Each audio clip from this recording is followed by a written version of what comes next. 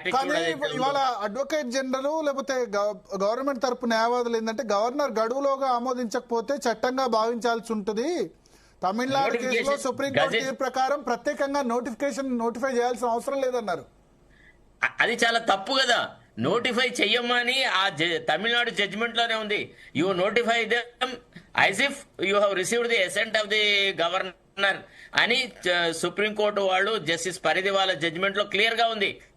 దాన్ని కూడా కాదని అంటే వాళ్ళు ఏంటంటే హైకోర్టు జడ్జిలకు ఏమైనా న్యాయం చట్టం తెలుసు అనుకుంటారా, తెలియవద్దు అనుకుంటారా, లేకపోతే ఏమైనా ఆర్గ్యూ చేస్తారు.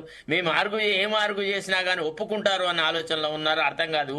కానీ మొత్తానికి చాలా అంటే చాలా క్యాజువల్ గా తీసుకున్న ప్రభుత్వం. ఒక రకంగా chief minister must take moral responsibility and resign. నిజానికైతే ఇంత కంపు చేసి పారేసినాడు బీసీ రిజర్వేషన్స్ ని. ఎందుకు ఢిల్లీకి పోయినాడు, ఎందుకు అల్లర్లు చేసినాడు, ఎందుకు ఇదంతా చేసినాడు.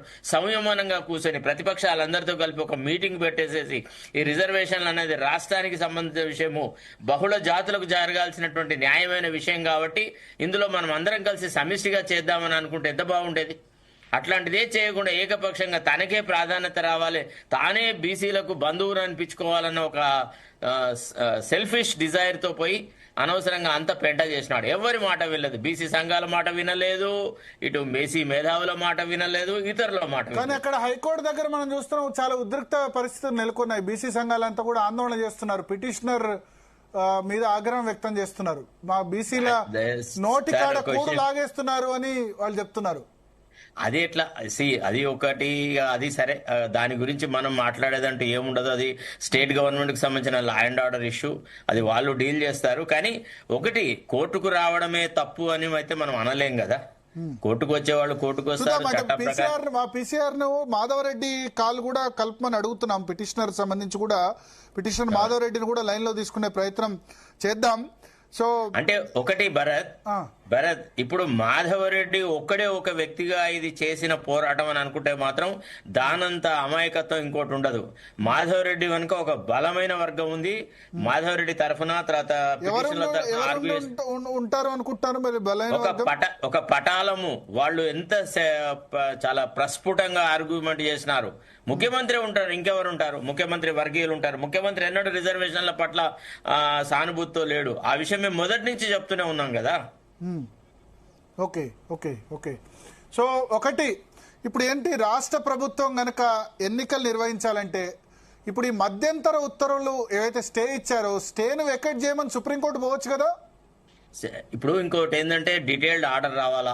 డీటెయిల్డ్ ఆర్డర్ రేపో ఎల్లుండో ఇస్తారు. ఎందుకంటే ఇంత సుదీర్ఘమైన వాదనలు జరిపిన తర్వాత 2 రోజులు ఆర్గ్యుమెంట్ చేస్తున్నారు. కనీసం 2 రోజుల వ్యవధి అయితే వాళ్ళకి ఇవ్వాల్సిందే కదా.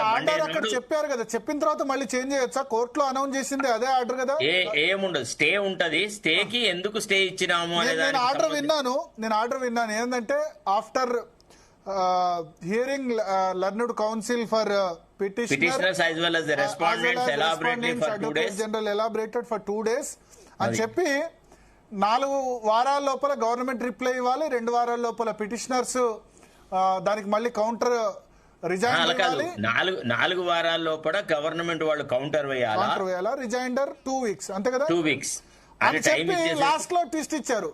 Mean while till that time interim suspension of the GO అని చెప్పేశారు. ఇంకా ఆ వర్డ్ తో అయిపోయింది. నేను అనుకున్న 4 వారాలు 2 వారాలు అంటే మొదలు అది చెప్పేసరికి స్టే లేదేమో అనుకున్నా. బట్ లాస్ట్ లో చిన్న ట్విస్ట్ ఇచ్చేశారు.